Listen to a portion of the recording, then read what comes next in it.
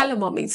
Pregnancy में कौन सी सब्जी खाऊं, कौन सी फ्रूट खाऊं, प्रायोरिटी से जो ज़्यादा ताकत, ज़्यादा न्यूट्रिशन दे, या हमें अगर कहा जाए कि कुछ खास फ्रूट्स खरीदने हैं या कुछ खास सब्जियां, तो आप कौन सी चुनोगे? आपकी टॉप लिस्ट में कौन सी फ्रूट और वेजिटेबल होनी चाहिए जो प्रेगनेंसी के लिए सबसे ज़्यादा फायदेमंद है? आज वो बताऊंगी कि खाना हमें डेली खाना है, फ्रूट हमें 2-3 हर दिन खाने हैं, तो हमारी चॉइस में टॉप क्या चीज़ें होनी चाहिए जो आपको सबसे ज़्यादा ताकत दें।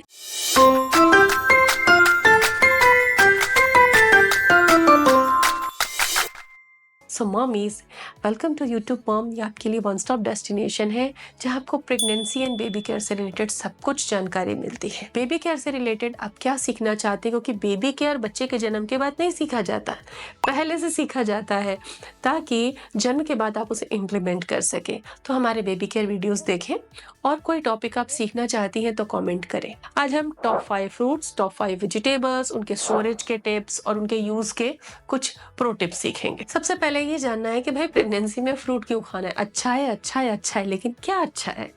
तो देखिए, फ्रूट जो होते हैं, हमारे बैलेंस डाइट चार्ट जो होता है उसमें विटामिन, मिनरल के और एंटीऑक्सीडेंट के सोर्स होते हैं।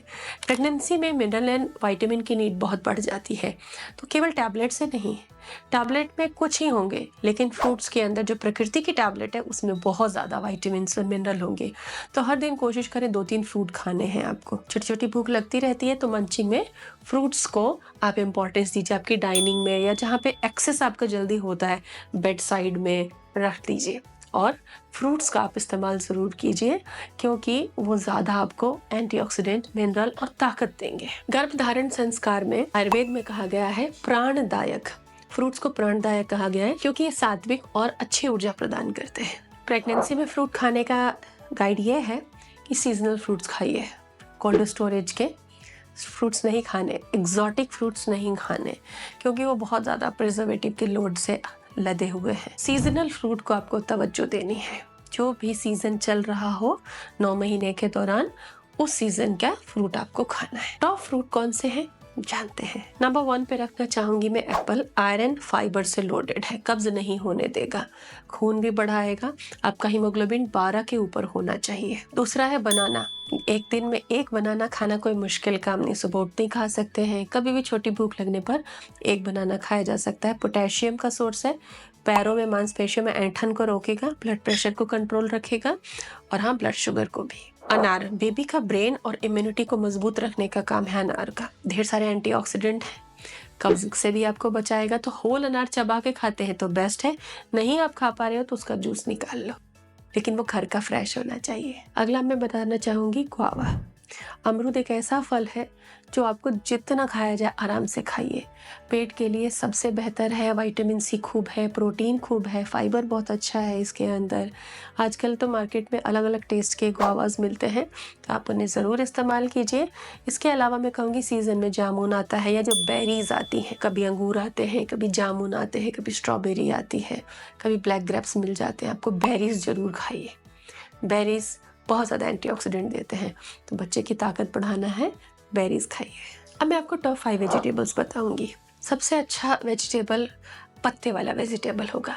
अब पालक, बथुआ, मेथी, लेकिन बथुआ मेथी के साइड इफ़ेक्ट्स भी होते हैं, कहीं होते हैं, इसमें मेरे अलग वीडियोस हैं, प्लेलिस्ट को एक्सप्लोर कर लें, वहाँ आपको मेथी बथुआ के खाने से रिलेटेड गाइड मिल जाएगी, डिटेल गाइड मिलेगी। लेकिन आप ये सारी खा सकते हो, ये आपके लिए अच्छी बात है। तो इससे फॉलेट मिलता है, जिससे बच्चे के न्यूरल ट्यूब के डिफेक्ट्स खत्म होते हैं, बच्चे का बचाव हो जाता है जन्मजात विकृतियों से। बच्चे की आंखें खूबसूरत चाहिए, स्किन अच्छी चाहिए, तो गाजर खाइए। बीटा कैरोटीन प्रीकर्सर होता है विटामिन ए का, और इससे आंखें और स्किन अच्छी होती है। पेट में चौथे महीने से एसिड बहुत बनता है, लगता है खाना खाया वो यहीं रखा पड़ा है, और बार बार उल्टी हो जाती है।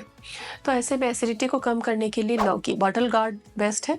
लौकी की सब्जी खाइए, एसिडिटी छूमंतर कर देगा, और आयरन और फाइबर का भी बहुत अच्छा सोर्स है। चुकंदर आयरन और नाइट्रेट्स का बेस्ट सोर्स है, तो तो चुकंदर को जूस, सलाद, रायता कहीं पर भी आप फिट कर सकते हो।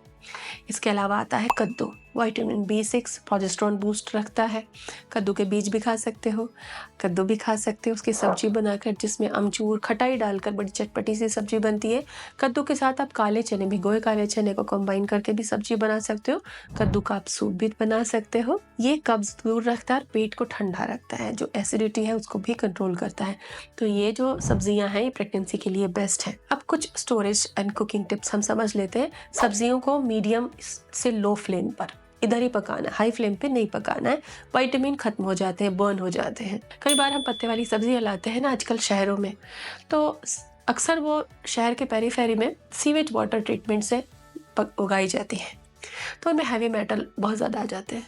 तो अगर आपको पालक का टेस्ट खराब लगता है, कड़वा लगता है, बुरा लगता है, या लगता है कि इसमें कीड़े हैं या गंदा है, जरा भी डाउट है, तो आप उसको मत खाइए। लोकल सोर्सेज से अपनाइए। नियर बाई कोई खेत है, कोई किसान है, वहाँ से आउटसोर्स कीजिए, ऑर्गेनिक लेने की कोशिश कीजिए, क्योंकि हैवी मेटल बच्चे को नुकसान पहुँचाएंगे, उसके किडनीज को हार्म करेंगे। तो लोकल एंड सीजनल को इस्तेमाल करना है आपको। सब्जियां और फल आप लाते हो और आपको नहीं पता कि इसको कितना केमिकल एक्सपोजर है, जैसे गोभी है, खीरे हैं। कई बार तो पालक को अच्छा हरा दिखाने के लिए उस पे हरे रंग का स्प्रे भी कर दिया जाता है। ये हम सोशल मीडिया पे देखते रहते हैं। तो ऐसे में आपको उसे प्रॉपर साफ करना होगा।